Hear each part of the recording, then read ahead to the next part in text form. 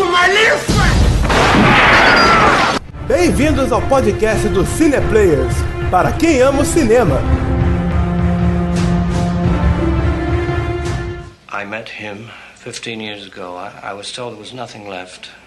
No reason, no conscience, no understanding, and even the most rudimentary sense of life or death, of good or evil, right or wrong.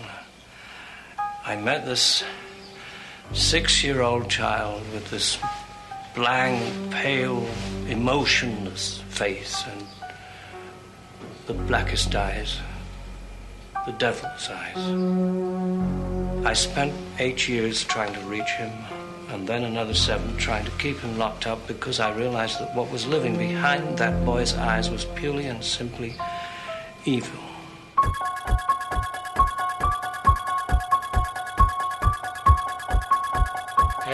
Meus amigos, esse aqui é pra provar que estamos de volta de vez. E essa musiquinha aí que vocês estão ouvindo, não deixa enganar. Dia das Bruxas, a gente tinha que falar de Halloween, meu compadre. E aqui comigo, novamente, Bernardo Brum. Tenha medo, tenha muito medo.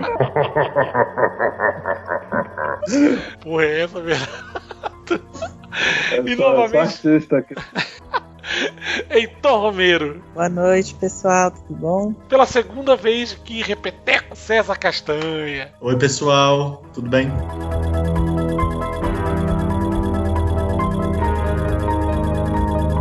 E amigos, Halloween. Halloween, aquela data americana clássica. Acredito que seja um dos filmes mais importantes de terror de todos os tempos. Os senhores concordam comigo? Sem dúvida. Totalmente. É o filme que praticamente elevou ao status de gênio do horror John Carpenter, que é um dos maiores nomes dos anos 70. Mas, antes de entrarmos nos cinemas do Carpenter, é bom a gente também falar um pouquinho sobre esse cinema de horror. É um gênero já clássico desde os anos 30, desde os primórdios do cinema. Sempre houve o horror. Então, o John Carpenter ele é de uma nova geração do horror, que aí a gente está falando de Tobe Hooper, de Romero, de Joe Dante e... temos John Carpenter. Como vocês veem assim o cinema de John Carpenter nessa nova geração do horror americano dos anos 70? Eu acho que, foi uma geração, assim, fundamental que mudou a cara de como se filmava horror, né? Porque até então o que a gente tinha basicamente era aqueles dramas góticos da Hammer, aquela coisa do Frankenstein, do Boris Karloff, os filmes do Roger Corman. Tudo isso começou a mudar, né, cara? Eu acho que foi com o Psicose do Hitchcock, e aí não tinha nenhum monstro mal assombrado nem nada, o monstro era um homem comum. E aí, na mesma leva, também veio o Romero com A Noite dos Mortos-Vivos e fez um filme onde os vilões eram zumbis, mas esses zumbis já tinham sido as pessoas que você vê no seu dia a dia. E eu acho que o Halloween foi um dos ápices dessa renovação do horror. Carpenter, ele pegou um impulso, né, de uma era de mudança. Eu acho que os anos 60 já foi meio que um marco divisório, né, nesse cinema. Porque você ainda vê nos anos 60 vários filmes de terror à moda antiga, né? Alguns filmes do Corman, com adaptações de clássicos literários, o gótico, tudo, mas você já vê também filmes que mudariam isso, o próprio Psicose, você vê como o Bernardo falou, A Noite dos Mortos-Vivos e tal. Então teve essa geração intermediária aí que pegou um pouco do antigo e do novo, e aí veio, acho que o Carpenter, né, nos anos 70, e o Carpenter ele assimila, porque o Carpenter ele faz um terror moderno, né, mas ao mesmo tempo é um terror muito referencial, né, então ele une, né, o clássico ao novo, e com Halloween ele meio que estabelece um novo marco aí para os anos 70 que influencia toda a geração dos anos 80 em diante. É o momento em que, também, como os filmes que Bernardo mencionou, o Jorge Romero com A Noite dos Mortos Vivos, em que o terror ele vai funcionar também nos Estados Unidos como um modo de comentar, a partir de um ponto de vista fantástico, né, a cultura americana. Acho que tem esses primeiros filmes de zumbi são bem característicos disso. O protagonista negro, é bem significativo isso no filme. A questão do shopping center em outros filmes depois. E eu acho que o Carpenter está bem inserido nisso. O Halloween tem uma coisa do medo nos subúrbios, e o assalto à 13ª DP também é uma grande alegoria para a cultura americana. Eu acho bem interessante quando o terror também toma essa perspectiva. Eu acho que a gente pode, inclusive, dar um contexto social, que o que acontece foi uma das primeiras décadas onde o rural tinha dado espaço para o urbano, que tinha acontecido um grande êxodo rural, e a gente tem que lembrar que o George Romero, o Tobe Hooper, o Wes Craven, o John Carpenter, eles eram todos filhos da contracultura, e são filhos de uma contracultura tipo pós-Segunda Guerra, que eles cresceram quando o urbano perdeu aquela coisa de promessa de um novo mundo e passou a ser aquela coisa que a gente vê, sei lá, no Brasil Urgente, que é coisa de violência, e o terror não vem mais do vampiro, não vem mais dos fantasmas, vem tipo do assassino, do psicopata, do maníaco, sabe? Então, eu acho que isso mostra muito que a gente tem que pensar que época esse filme foi lançado. É uma coisa que eu sempre gosto de começar todas as minhas críticas falando. Isso foi um filme que foi lançado no meio daquela coisa de contracultura, contra-reacionário, tipo, violência urbana crescente, meio da guerra do Vietnã, uma guerra que os Estados Unidos deveria ganhar, mas não ganhava, no meio do escândalo de Watergate, as pessoas já não tinham mais confiança que as autoridades poderiam dar conta de conter toda a brutalidade, e que, tipo, antigamente, se você tava em, sei lá, no livro Drácula do Bram Stoker, para encontrar o terror, você tinha que viajar pro meio da Transilvânia para realmente encontrar um monstro lá. Mas nesse caso não, Halloween, Na Noite dos Mortos Vivos e tal, são filmes que o terror bate na sua porta. E o terror urbano, o próprio cenário urbano proporciona uma ideia mais, assim, realista, né? Eu acho que aquela coisa bucólica do interior, ele fomentava uma coisa mais fantasiosa, assim, uma ideia mais de monstro, de gótico, de antigo. E enquanto o urbano, ele parece que ele tem a ideia de vilão nesse cenário urbano é sempre uma ideia mais obscura, mais humana mesmo. Então, por isso que eu acho que também essa ideia de o vilão não ser algo com respaldo sobrenatural, mas o perigo tá nas próprias pessoas, né? Eu acho que A Noite dos Mortos Vivos é bem isso, né? Os zumbis são humanos, né? Mas são humanos já, assim, em estado de decomposição. Então, o vilão agora, nesse cenário urbano, é uma representação da própria situação do homem daquela época. São os nossos vizinhos, né, no final das contas, assim. Quem a gente não conhece, mas tá lá próximo, é bem mais próximo, no final das contas, esse tipo de abordagem no horror, assim. Essa paranoia do subúrbio. Porque o interessante do subúrbio é que o subúrbio, em teoria, é um lugar de refúgio, né? É um lugar das casas, sem portão, né? Um lugar teoricamente bem pacífico, um lugar ideal, né? O sonho americano, talvez. É a casa, home, né? A ideia é de lá. Eu acho que isso já tinha até começado, de certa forma, acho que até Hitchcock já tinha feito uma pincelada nisso com Janela Indiscreta. A Sombra de uma Dúvida também. Também, que ele, no caso de Janela Indiscreta, por exemplo, ele vai observando apartamento por apartamento. A princípio é uma coisa banal, né? As pessoas levando a vida delas ali, né? Uma rotina sem nada demais, e de repente ele ele começa a observar mais a fundo, ele começa a enxergar coisas que ele não enxergava antes, né? Aquela fachada de vizinhança inofensiva, de repente começa a se corromper, né? Então, de repente começa a se insinuar um perigo, né, por trás daquela paisagem, daquele lugar, daquele refúgio, né? De repente parece que existe um segredo, existe um mal por trás dessa fachada. É quando o comercial de margarina acaba. É verdade.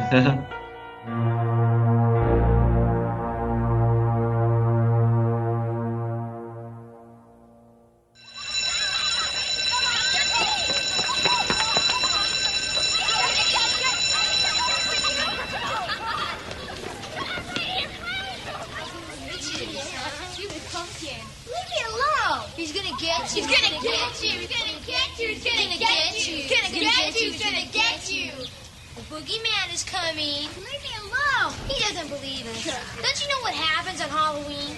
Yeah, we get candy. The boogeyman. Ooh, the boogeyman. The boogeyman. The boogeyman. The boogeyman. The boogeyman.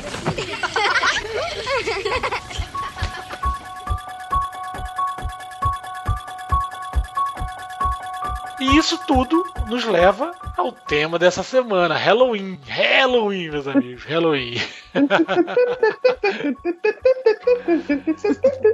Senhor Bernardo Brum, o senhor poderia nos dar uma daquelas sinopses maravilhosas que você está acostumado a fazer? Opa, muito obrigado. Então, tudo começa, né, na noite de Halloween de 1963, quando um jovem chamado Michael Myers, uma criança ainda, né, ele veste uma máscara, pega uma faca e assassina a irmã mais velha dele com uma faca de cozinha. E aí ele é encarcerado para sempre como um criminoso psicótico. E aí, 15 anos depois, novamente no Halloween, no Dia das Bruxas de 1978, ele escapa do hospício onde ele estava internado desde criança e volta para a cidade onde ele morava e matou a irmã. Quando ele chega lá, ele passa a perseguir um grupo de babás, entre ela Laurie Strode,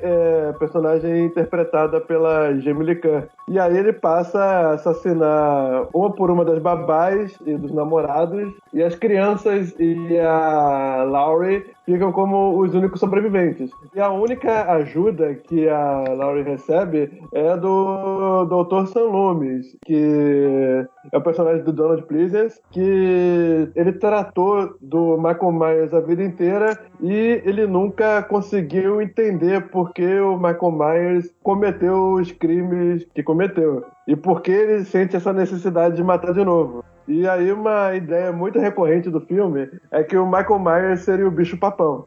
O Carpenter, a gente chegou a comentar sobre isso lá no cast do Blade Runner. O Carpenter sempre usa da metáfora para poder trazer histórias, conceitos, críticas de maneiras metafóricas. Então ele pega coisas assim que teoricamente tem um significado e da maneira que ele constrói o seu filme, ele consegue dar outros significados e passar a mensagem que ele quer. E no caso aqui, como vocês falaram, é a personificação do homem comum como ameaça. Já não é mais um monstro. O monstro é a personalidade dele, é a psique dele, que ninguém consegue entender. É um assassino que começa a perseguir pessoas normais, assim, são jovens que têm uma vida inteira pela frente e só esse conceito já transforma o terror, já deixa algo mais aterrorizante.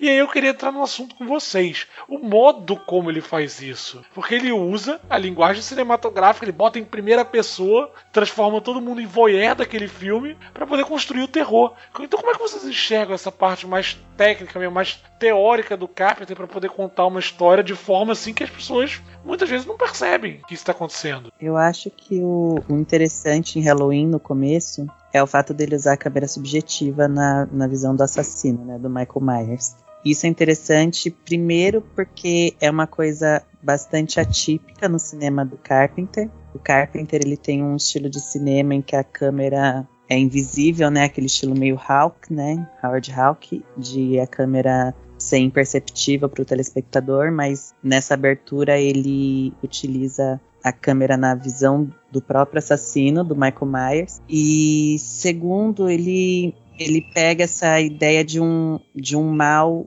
inominável, né? O Michael Myers, o silêncio dele é uma coisa que acho que é o que mais assusta no filme. Ele, em nenhuma cena ele fala.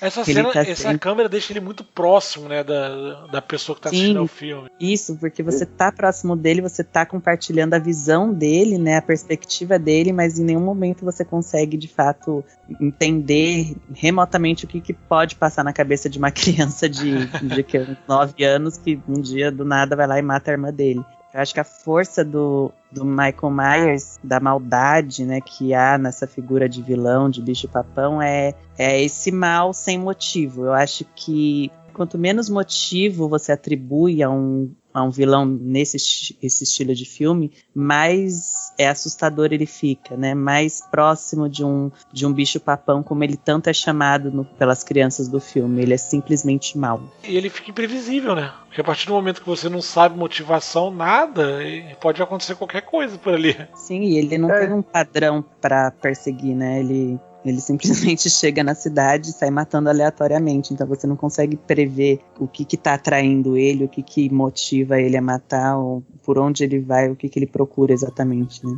E tem uma força de alegoria nisso, né? Nessa não determinação do vilão. Um vilão que não tem motivação, quase não tem uma história muito colocada, assim. Tem a questão da primeira cena, ok? Mas mesmo isso não é justificado. E aí é quase como se ele fosse uma manifestação, como se a lenda urbana começasse a sair por aí matando pessoas. Sabe a lenda urbana de tipo, há 15 anos nessa rua uma criança matou a irmã. É quase como se essa memória afastada, essa lenda urbana mesmo, tomasse forma e saísse matando pessoas como se não fosse real, como se fosse concreto de alguma forma, sabe? Que tem aquela coisa, quanto mais despersonalizado o horror, mais terrível ele parece. Praticamente todas as continuações falharam, foi de tentar explicar o Michael Myers, as origens dele, por que ele age do jeito que age, sendo que ele é um bicho-papão, ele é o mal, e é o que eu chamaria de mal inexorável. Porque, se você reparar, ele não precisa correr. Ele tá sempre andando. É onipresente. Exatamente, onipresente. Ele toma tiro e ele não para. Então você não consegue parar Michael Myers. E por isso que ele é terrível. Você não entende o que é aquilo. E eu acho que essa não motivação dele e o fato dele ser visto, porque ele é visto como um bicho-papão, né? Tem 2 crianças no filme e elas veem ele, né? Uma coisa que os adultos demoram pra ver, as crianças veem ele no começo ainda, que acho que é uma coisa interessante de se mencionar. E elas enxergam, elas acreditam no bicho-papão por serem crianças, né? E elas enxergam o Michael Myers. Os adultos, sempre quando elas chamam os adultos chegam, o Michael Myers já não tá mais lá e ninguém acredita na criança, né? E então ele é aquele bicho-papão, ele é uma materialização de um fantasma, por assim dizer, um conto infantil que vai ser no passado, e o bicho-papão, se você parar pra pensar, ele não tem uma forma definida, né? Ele não tem uma história necessariamente. O bicho-papão é uma coisa que cada um enxerga ele de uma forma, né? Pra uns ele é um vampiro, pra uns ele é um monstro no armário, pra uns ele é um monstro embaixo da cama, e o fato dele ser visto como um bicho-papão sem motivações, meio que você vai projetar nele a sua própria versão de um bicho-papão, né? Ele permite essa leitura, porque como ele não tem uma origem, um porquê, cada um pode enxergar isso de uma forma. Então ele é um mal que cada um vai ver da sua própria forma, vai projetar seus próprios medos sobre ele. Acho que isso que é a força do Michael Myers. Cada um vai ver um porquê diferente nele. Ele é uma assombração que acaba estando presente onde não deveria estar. Tipo, ele está no lugar comum. E isso é uma crítica, tal, aquele American Way of Life, essas coisas assim, segurança, o lugar onde era para você estar mais seguro, de repente você não tá. E assim, esteticamente eu acho que o Halloween tem muita identidade. Ele se aproveita muito bem daquele nova explosão criativa dos anos 70, onde filmes de baixo orçamento eram feitos, sabe? Não tinha mais aquele lance de ser uma super produção de Hollywood. O Halloween é um dos filmes mais criativos. Ele custou $300 mil apenas, sendo que metade desse orçamento foi para aluguel de câmera.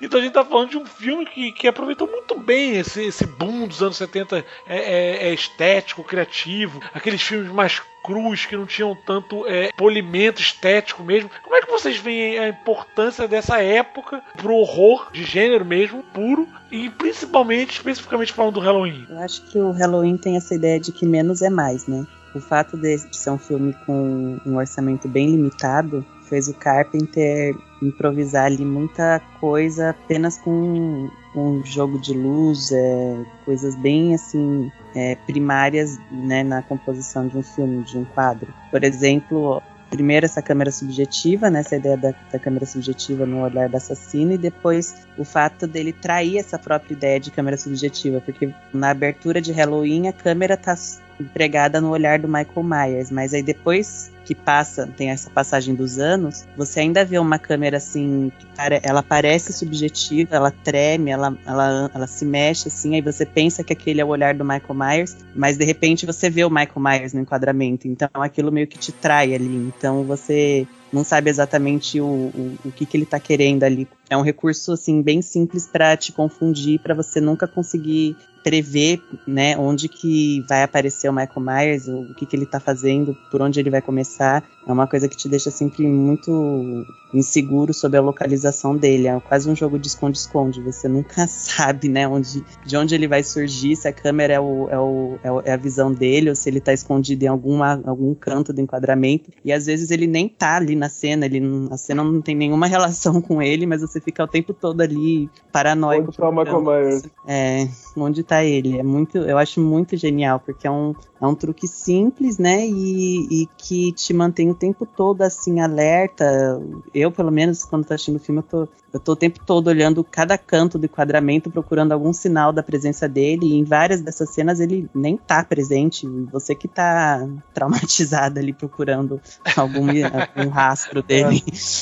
Eu acho que tem essa coisa de, tipo, economia não só de recursos orçamentários, mas também economia formal, de linguagem, sabe? Ele mexe a câmera quando ele precisa mexer a câmera, porque normalmente ele tem composições de quadro assim, estáticas, o movimento que se dá na frente da câmera, e, tipo, por exercício de observação, coisa que o Carpenter sempre gostou de fazer. Quem já viu, tipo, os filmes anteriores dele sabe disso. Tirando o primeiro filme dele, Dark Star, que é uma comédia de humor negro, os filmes seguintes, O Assalto à 13ª DP e Alguém Me Vigia, são por exercícios de observação, e você pega essa coisa tipo essa influência que o Carpenter cultivava do Howard Hawks, que o espectador do filme pode muito bem reparar, se você já viu, veja de novo reparando nisso, de como é que ele usa a cenografia dos ambientes. Porque quando o filme começa, depois do prólogo e dos créditos, quando começa a acompanhar a Laurie, o filme começa todo aberto, eles estão sempre no carro, estão sempre nas ruas. Quando o filme atinge o clima, é dentro de um quarto e a Laurie está refugiada dentro de um armário. Ou seja, ele vai te apertando ao longo de 1h30, 1h40 de filme, até você se sentir completamente claustrofóbico. E o que o Heitor falou do Michael Myers só aparecer para as crianças, lembra muito aquela coisa do Stephen King também, que das crianças, em certo sentido, serem muito mais empáticas a reconhecer e combater o mal do que os adultos, que os adultos se fecharam em uma visão confortável de mundo, estão presos dentro do seu próprio comercial de margarina, e muitas vezes eles se mostram inaptos, incapazes de ajudar as crianças, os jovens. É a mesma coisa que a gente pode ver, por exemplo, na Hora do Pesadelo, que os filhos precisam o tempo todo dos pais e os pais nunca estão presentes. Esse aspecto do filme assim, é genial.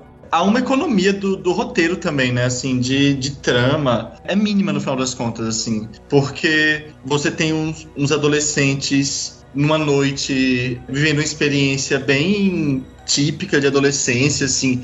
Não é um desenvolvimento da trama muito clássico, muito cheio de pontos que levam de um lugar a outro. É muito mais focado numa experiência de vizinhança que se desenvolve num slasher movie, assim. Se você pensar em outros slasher movies, eles procuram uma coisa que tem mais plot twists e viradas e coisas assim. Quando o Halloween não tem, ele se fecha numa experiência de vizinhança que tem um assassino ali no meio enfim, e essa observação que o Heitor e o Bernardo apontaram muito bem, assim, faz muito parte disso, tá muito ligada a você ser um voyeur na experiência de juventude de outras pessoas que, assim, poderiam ser seus vizinhos, sabe?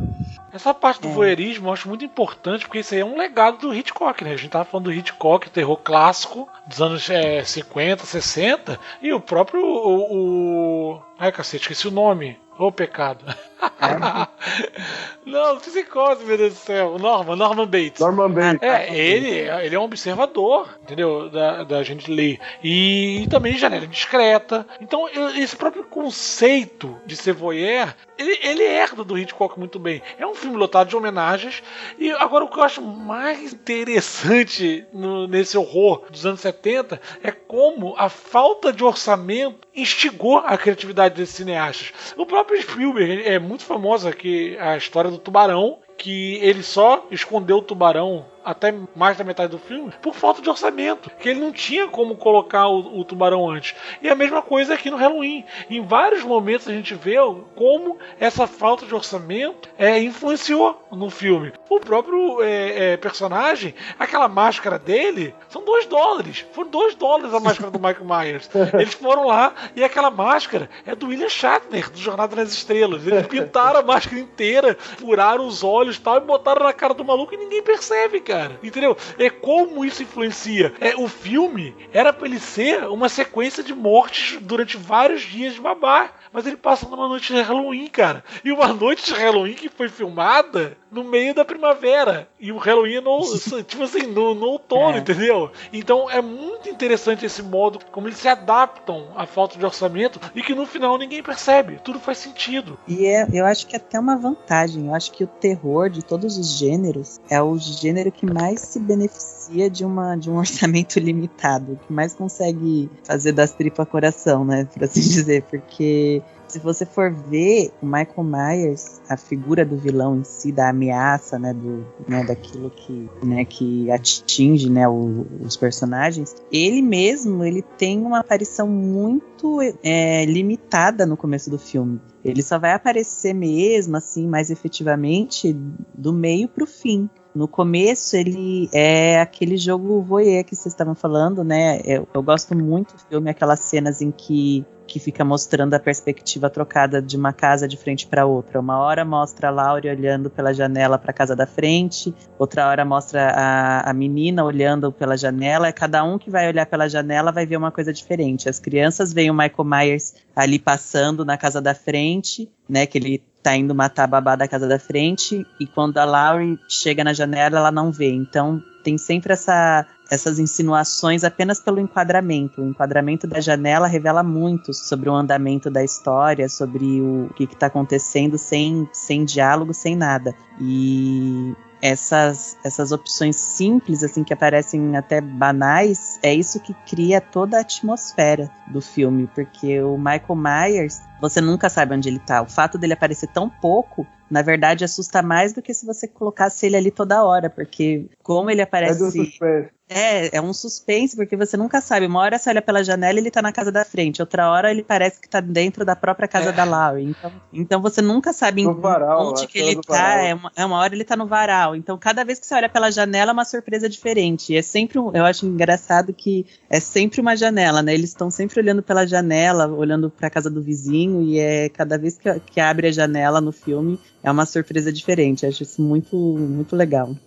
O que eu acho interessante que você tá falando, Heitor, é porque, assim, além de tudo que você falou, a gente nunca sabe se, quando ele tá aparecendo, ele tá lá mesmo ou se é coisa da cabeça dos personagens. Porque a minha cena favorita do filme é aquela bizarra onde ela tá andando na rua e aí o Michael Myers aparece lá no canto de um muro. Aí ela fica olhando, não sabe se vai, não sabe se fica, não sabe se corre, e ela decide seguir em frente. Quando chega lá, ele não tava lá. E isso mostra o estado psicológico dos personagens. Essa é particularmente a minha cena favorita do filme. Inclusive, se você for no YouTube aí, tem várias pessoas indo naquele muro, passando naquele lugar para poder recriar a cena. Isso é muito, muito bacana, assim.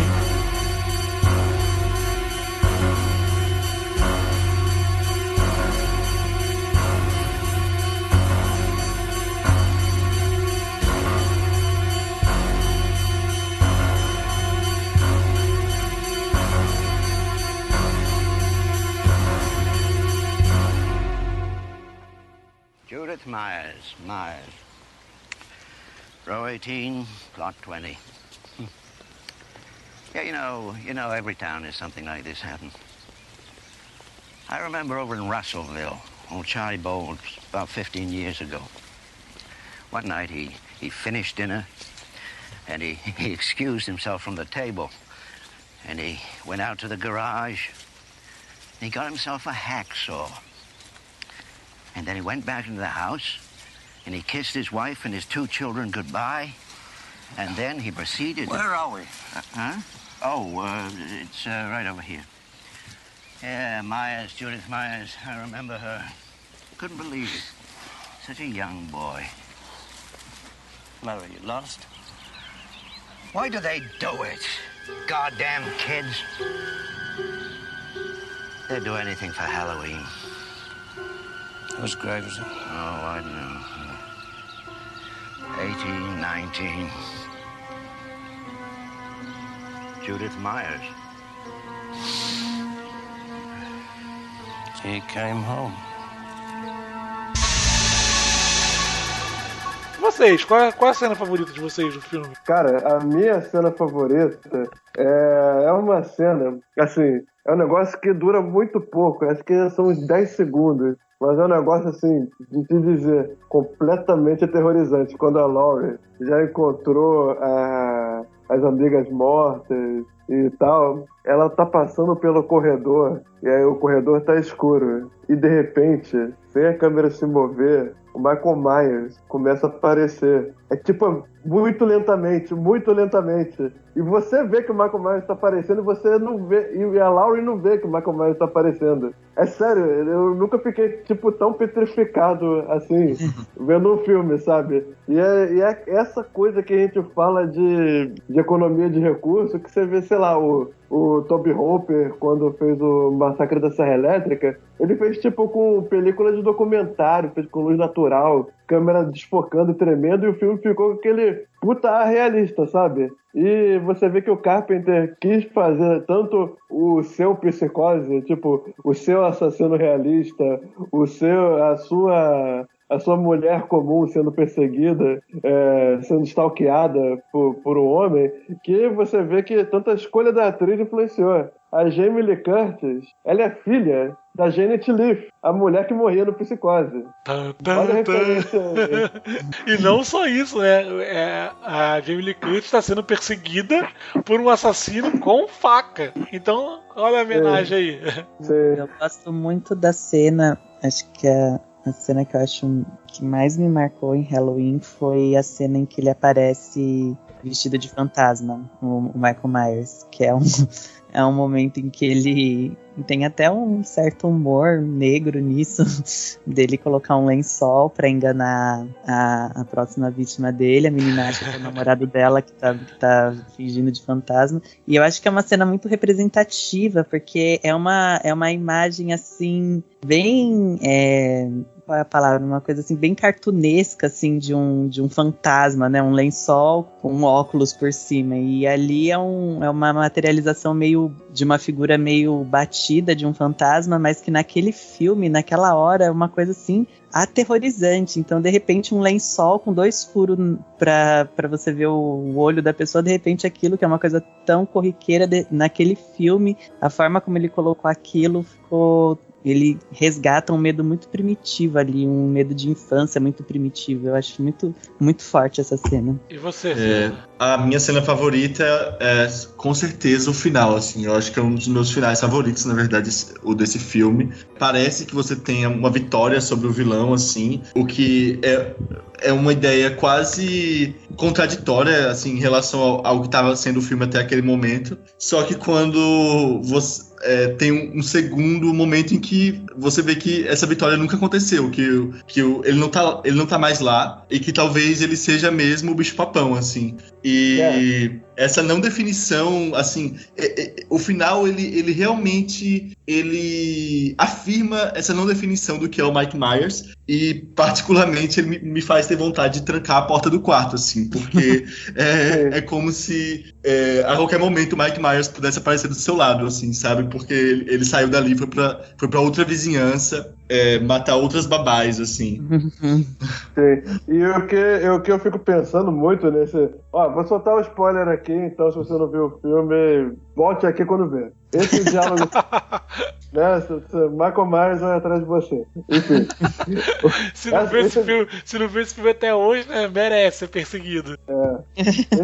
Esse diálogo final me marcou muito pelo seguinte... São duas falas muito simples, tipo, aquilo ali era o bicho-papão, né? Eu acho que era. Quem fala eu acho que era, não é o adolescente que fala isso, é o psicólogo que tratou do Michael Myers, o adulto da trama. Tipo, a trama faz um adulto acreditar no bicho-papão. Isso que é o lance genial desse diálogo final. E o que eu amo, por falar, né, no psicólogo, o Dr. Loomis, ele é eu acho ele uma figura bem característica de uns filmes de horror mais antigo. Ele tem uma coisa de Christopher Lee, assim, não sei, ele era da turma. E ele fala com aquela voz grave, ele tem aquela postura e a forma como ele anuncia o Michael Myers dá todo toque especial para deixar a gente aterrorizado, porque ele fala que ele tratou o Michael Myers por 15 anos, ficou olhando para ele, e o Michael Myers nunca soltou uma palavra, e que os olhos dele eram olhos mortos, né, não tinha nenhuma emoção, vazios. Então o jeito como ele fala, eu acho uma coisa, é um dos poucos momentos do roteiro em que há assim uma coisa mais explicativa, mas é muito bem usado, porque a forma como ele prepara meio que o espectador ali pro que está por vir, né? A forma como ele anuncia, e o tempo todo, quando ele vai falar com os policiais não acreditam nele. Então ele passa o filme inteiro ali que nem um louco, correndo pra lá e pra cá procurando o Michael Myers, porque parece que só ele tem noção daquela maldade que tá cometendo aquela vizinhança. Eu acho ele um personagem que corre por fora ali na história e que dá um toque todo especial. Então, você citou o Christopher Lee, mas você sabia que era pra ele ter feito esse papel, né? E ele recusou por causa do pagamento baixo. E ele disse... É verdade. E ele disse depois que foi um dos maiores erros da carreira dele. Eu acho interessante, muito interessante que eu estou falando desse personagem, porque num cinema de horror como o de Hitchcock, ele seria a figura que aparece no final e explica todo o histórico psicológico e psicanalítico do personagem, né? Do vilão, assim.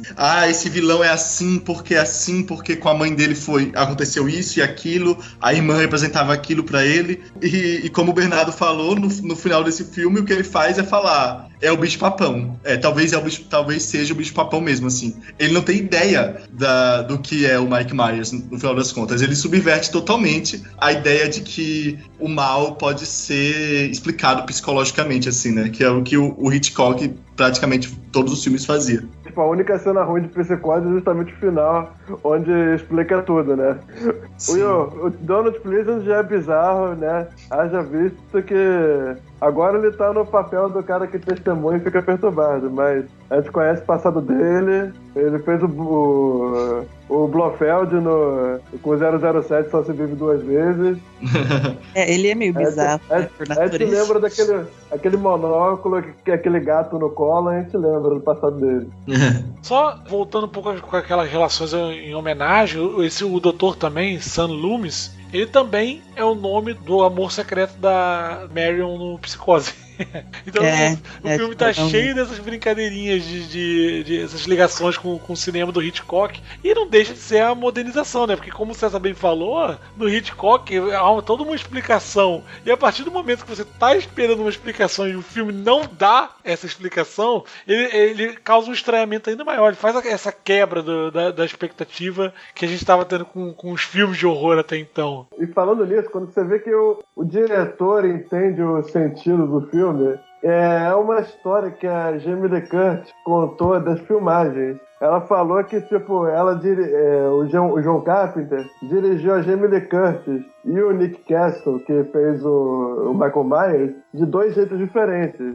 Os dois criaram, assim, um termômetro de medo. Coisa que o Polanski já tinha feito com a Minha Fé no Bebê de Rosemary. Tipo, essa cena aqui é um medo nível 6. Essa cena aqui é um medo nível 7. Essa aqui é um 9.5. Aí pra cada número ela desenvolvia uma expressão e um grito diferente. Aí, sei lá, quando ela olhava pela janela, achava que via o Michael Myers, era um medo 4, ela tava desconfiada. Ou quando ela ficava enclausurada no armário e gritava, era medo 9,5. Enquanto isso, o jeito que o Carpenter dirigiu o Michael Myers foi o seguinte: ande da marca A para a marca B. É isso, sem psicologia nenhuma. Tanto que você vê que nos créditos o cara foi só acreditado como a forma, the shape. Não interprete, ele é um mal andando. Eu acho que isso é uma coisa tão, assim, é uma aula, né? Eu acho que tudo em Halloween é uma aula. Tanto essa questão dos enquadramentos, né? Começa com aqueles planos bem abertos, depois vai fechando, conforme, né, a situação fica mais difícil. O fato do vilão aparecer tão pouco, ser tão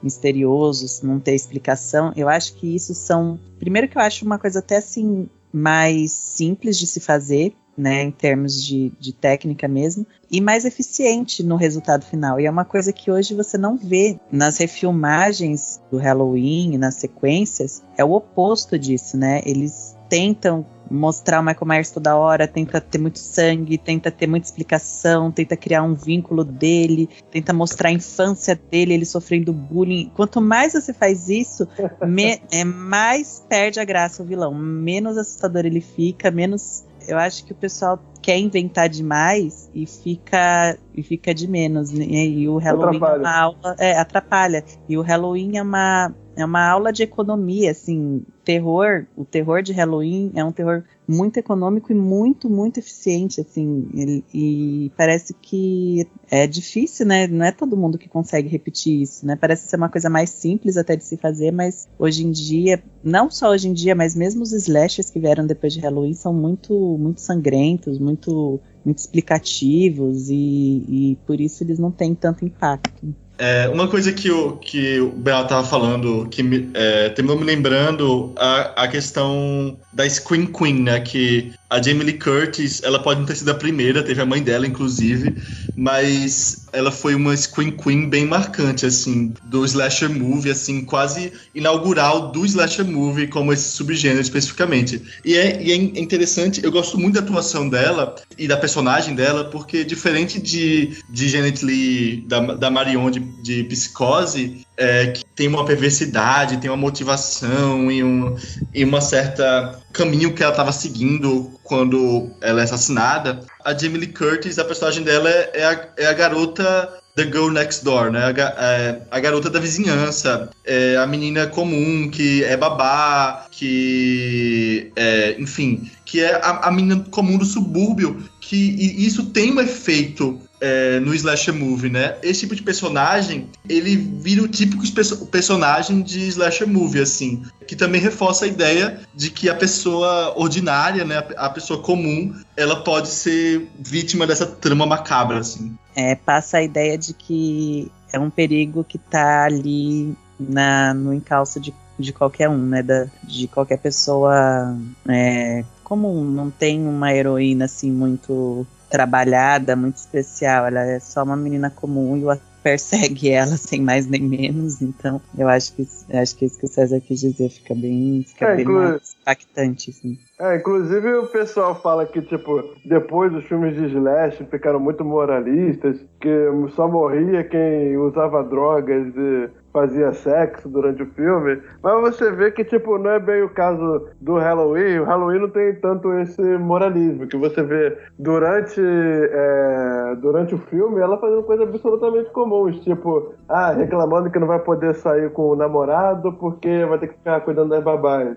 Ficar cuidando das crianças, perdão. Ou então, tipo, saindo pra andar de carro com a amiga e fuma um baseadinho, sabe? É uma pessoa, sabe, qualquer. É o que você esperaria de um jovem dos anos 70. Isso você falou interessante, Bernardo, porque o próprio Carpenter chegou a comentar essa teoria de que só quem tá fazendo sexo morre, não sei o que, porque ele falou que não, cara, porque no filme dele é porque os jovens estão distraídos mesmo com outras coisas e não percebem a aproximação do Michael Myers. Eu acho interessante isso porque Eu acho que eu sei o que o Rodrigo falou dessa entrevista, eu li também. Ele falou que a ideia, na verdade, era a ideia de que as pessoas estão tão ali compenetradas no cotidiano delas que elas não conseguem perceber o mal ao redor, né? Uma coisa que tá ali na cara delas, na vizinhança delas, elas não percebem. Mas eu acho interessante como a crítica mudou isso, né? Alguns críticos na época assistiram o filme e fizeram essa associação de que havia um tom moralista, talvez, dos personagens a virgem sobreviver e os outros serem assassinados, né? E isso acabou virando, sem querendo, né? Acabou virando uma regra, né? Nos slashers dali pra frente, né? Isso foi uma coisa que até os anos 90, Pânico foi contestar isso, né? O Wes Craven foi brincar com essa ideia de que a virgem sobrevive, ou a virgem fica até o final, a final girl, né? A virgindade associada com a chance de escapar. E o sexo, aquela associação de sexo e morte, que é uma coisa meio vinda do Giallo também, né? O Giallo, sempre as personagens que transam morrem. E então isso tem uma coisa, o terror tem essa associação meio que indireta entre morte e sexo, né? Parece que são as duas experiências mais orgásticas que podem existir para um ser humano, tanto o sexo como a morte. Então, essa associação, mesmo que Halloween não tenha feito isso de uma maneira consciente, acabou pegando, né?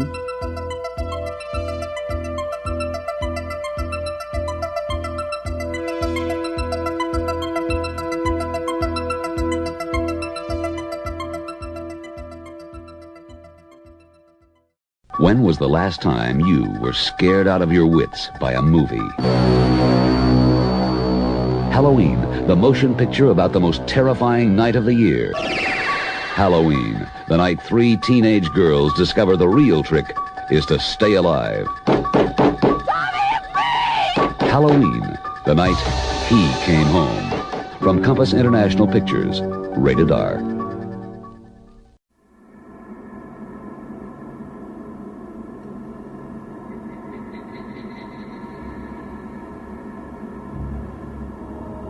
E já que vocês citaram outros slashers, citaram alguns filmes mais recentes, como o próprio Pânico, como é que vocês veem o legado do Halloween hoje em dia? Até porque o filme vai fazer 40 anos no ano que vem. Inclusive, era pra gente estar comemorando no ano que vem, mas como tá o Halloween tão perto, a gente simplesmente não conseguiu se segurar e fizemos essa pauta logo de uma vez.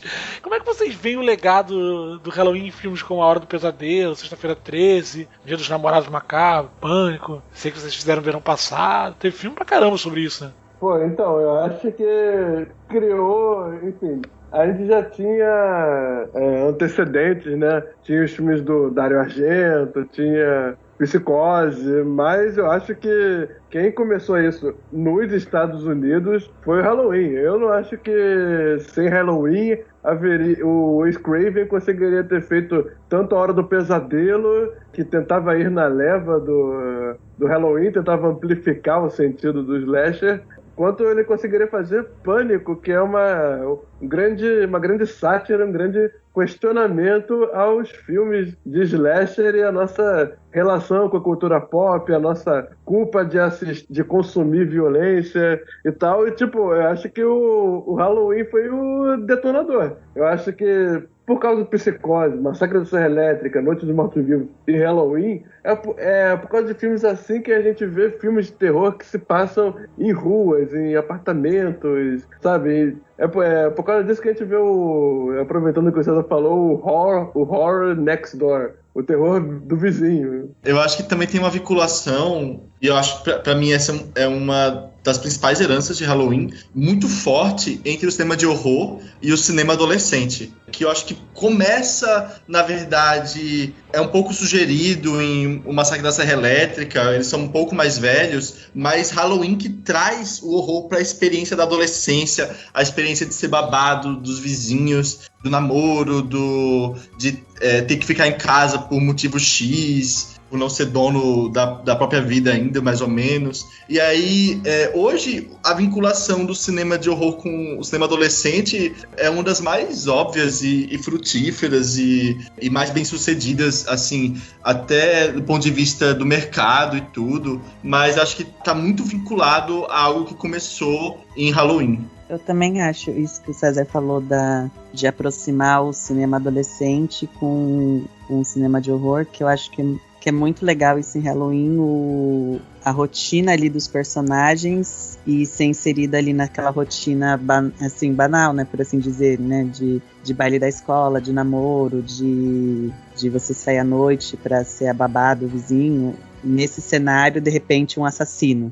Eu acho que ele catalisou todas as referências, porque o slasher, na verdade, ele é fruto de milhões de referências, né? Não é só do Halloween. Ele vai vir de Banho de Sangue, né? Do Mário Bava, vai, né? Na parte dos guialos, acho que o Banho de Sangue deve ter sido um dos mais influentes. Tem o Psicose, acho que tem até um pouco de A Tortura do Medo, nessa coisa do voyeur, do jovem e tal. E a importância do Halloween nesse cenário do nascimento dos slashers é que ele amarra tudo isso, todas essas influências num filme só. Que era uma coisa que tinha acontecido no filme Black Christmas, né? O Noite do Terror. Bacana, então. Que é um filme do Bob Clark, só que esse filme é um filme que não fez tanto sucesso, né? Ele é mais um cult, assim. E Halloween fez meio que paralelo a Black Christmas a mesma coisa, só que com maior sucesso, maior alcance comercial, né? Então acho que foi um filme que canalizou todas essas referências e meio que introduziu a fórmula, né? A partir de Halloween existiu uma fórmula para se fazer filmes de terror adolescentes. Acho que ele que pegou isso tudo e transformou oficializou, por assim dizer, meio que partiu dele toda a leva dos slashers dos anos 80 como a gente conhece hoje. E você, Bernardo? Então, cara, eu acho que como eu até já falei, foi a criação de um gênero moderno de terror, né? Porque como o César e o Heitor falaram, o terror antes não era coisa de adolescente, e aí de repentemente o terror virou blockbuster. E é engraçado você ver até as opções de casting, assim, que em vez de representar adultos obsessivos por algum mal lá longe, na verdade o terror é os adolescentes se vendo, né, na tela do cinema, assim, e falando sobre questões que todo adolescente convive, como o César falou, que é tipo, não ser dono da própria vida, e aquela coisa de rituais de formação, né? Tentar se descobrir. E aí, nesse interim todo, entra a questão da morte, onde rola essa equação muito, muito esquisita em todos os filmes de slasher, que é essa coisa de sexo, morte, consumo e culpa, desejo e repressão. Eu acho que o jeito que eles transformaram isso porque eles pegaram esses filmes italianos, né? Esses filmes italianos sempre foram muito aquela coisa de todo mundo é culpado, todo mundo é suspeito e não sei o quê. E, de repente, isso se transferiu para aquela lógica puritana, evangélica, americana, que, sabe, é aquela coisa, se reconfigurou. Os jovens tentando sobreviver em um mundo onde, apesar de que eles dizem que os slashers são moralistas, no caso, eu acho que os assassinos, tipo o Jason, o Fred Krueger e tal, eles são os adultos moralistas tentando conter os desejos de libertação dos adolescentes. Também é possível fazer essa leitura, eu acho. E tanto que muitos dos slashers, eles são, assim como o Halloween, eles se passam numa data comemorativa que é importante no universo adolescente americano, né? Então, a Morte Convida para Dançar se passa no baile de formatura, que é um evento, assim, muito ritualístico, né? No meio jovem adolescente. Tem o Dia dos Namorados Macabro, que também se passa numa data comemorativa. Todas em volta dessa questão o mesmo Sexta-feira 13, né? Todos se passam em alguma data que seja definitiva e... Para os adolescentes. Para os adolescentes. E tipo, feliz aniversário para mim. E é interessante isso, porque da religião, não só da religião, mas todas as imposições morais, sociais, né, a que o adolescente costuma questionar, né, é uma fase em que você questiona isso, você questiona as instituições. O assassino, ele é meio... O próprio Michael Myers e o Jason, e, enfim, o Freddy Krueger, eles são a culpa, né? Eles são uma representação da culpa, e acho que é por isso que aos poucos isso se desenhou como uma associação entre sexo e morte, bebida e morte. Então os personagens sem caráter acabavam morrendo e a mocinha sempre ficava no final. Então acabou virando essa representação do jovem contra aquilo que ele considera careta, contra aquilo que ele considera ultrapassado, ou contra a própria culpa que foi colocada nele desde criança, né? Então isso se desenhou dessa forma, não exatamente em Halloween, né? Halloween tem traços disso, mas bem assim, indiretos, mas nos filmes que seguiram a fórmula de Halloween dali em diante, isso foi praticamente uma constante, até Pânico e o próprio Hora do Pesadelo. Wes Craven sempre tentou subverter essa fórmula, ao mesmo tempo que se vale bastante dela, né?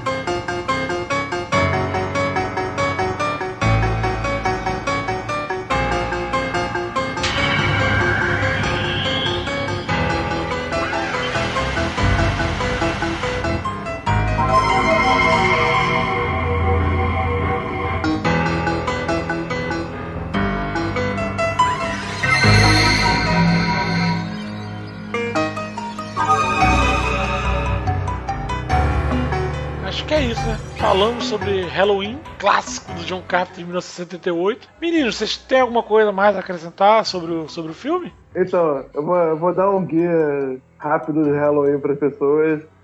Vejam o segundo e o terceiro. O segundo é legal, é uma continuação digna, não é perfeita, mas é digna. Começa imediatamente onde o primeiro terminou.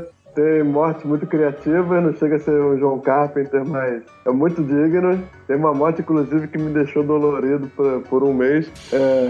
E o terceiro não tem Michael Myers, mas é uma história muito boa. Parece um episódio de Além da Imaginação estendido por 1h30. E depois os outros são bobagem. E os do Rob Zombie não veja, a não ser que você queira estragar o seu dia. É isso. Então é isso, falamos sobre Halloween, esperamos que vocês tenham gostado. Nós queremos que vocês interajam conosco, comentem, compartilhem, ajudem o podcast do Cineplays a crescer, porque a gente depende totalmente da sua participação. É um projeto novo, mas que vai ser constante agora. Toda quinta-feira nós teremos um episódio novo. E eu queria dar alguns recadinhos aqui que eu acabei esquecendo semana passada. Primeiro eu queria agradecer ao Bruno Carvalho, aí do Reloading também. Opa, Mike Myers? Bruno? É você? Eu queria agradecer ao Bruno, porque o Bruno deu uma força. Eu estive conversando com ele antes dessa retomada do podcast. Ele falou pra gente fazer, falou que a gente tinha que tentar. Tenta, cara, faz. Então, Bruno Carvalho, graças a você também que esse podcast é feito. E, cara, eu queria fazer um comentário. O Edu é um gênio, cara. O Edu é o nosso editor aqui. Ele edita outros podcasts também. Ele também é do Reloading. Ele é o editor oficial do Reloading também, além de ser membro. E, cara, ele fez milagre com o nosso podcast do Blade Runner. Ele deu ritmo, ele escolheu as músicas perfeitas sem a gente falar nada com ele. Ele fez os cortes certinho. Então, Edu, olha só, você tá de parabéns, viu, cara? E muito obrigado aí. E você tem mais parabéns. Parabéns, obrigado. Você tem mais um desafio pela frente com esse cast do Halloween. Então, galera, quinta-feira que vem teremos outro. Eu queria deixar nossas redes sociais. Você pode seguir o Cineplays no Instagram, no Twitter, no Facebook. Você pode se seguir também nas nossas redes sociais pessoais. No meu caso, o Twitter é Rodrigo_Cunha. Meninos, vocês querem de novo deixar aí as redes sociais de vocês? No Instagram, tô como Heitor.cineplayers, se alguém quiser seguir. Só isso tu lembrou, né? Agora eu lembrei. Bernardo? Então, meu Facebook é facebook.com/BernardoBrum. O Instagram é instagram.com/BernardoBrum. Compre meu livro Exército das Sombras, que saiu dia 23, mas já tem em lojas de todo o Brasil, online, claro. Que isso, nosso escritor. Que isso.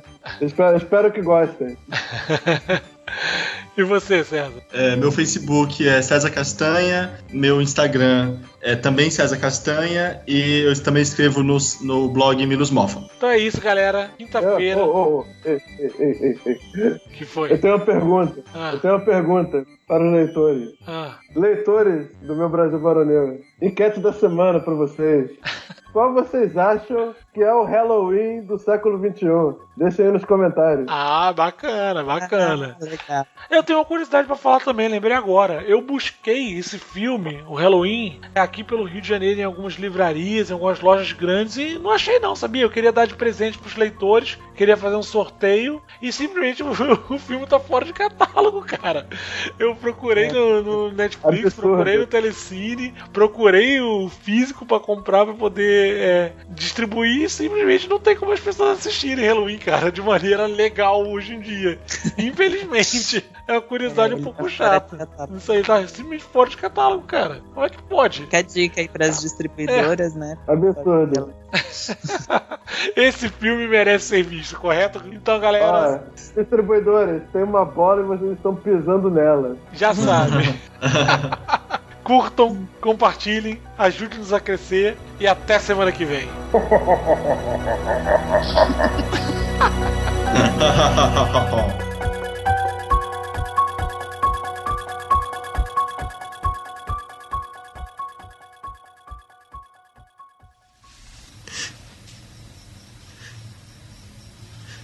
What's the boogeyman?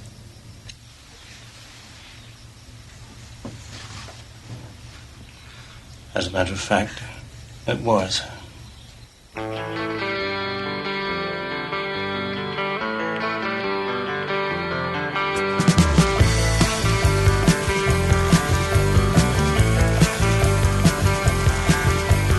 All our times have come here, but now they're gone. Seasons don't feel the reaper.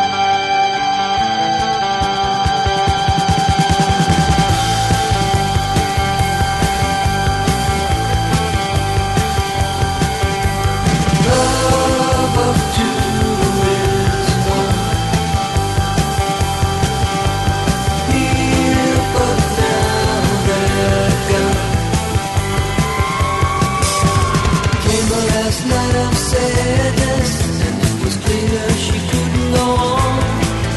The door was open and the wind appeared. The candles blew and then disappeared. The curtains flew and then he appeared. Don't be afraid, come on baby, she had no fear. And she ran to him, they looked backward and said goodbye. She had taken his hand,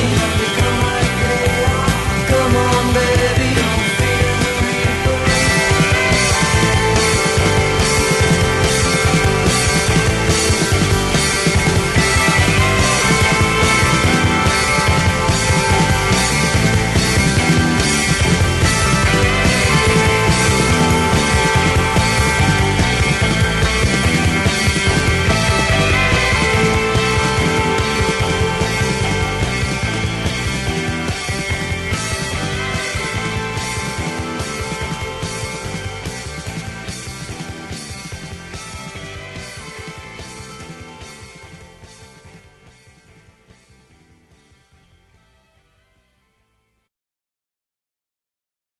O mal está chegando e...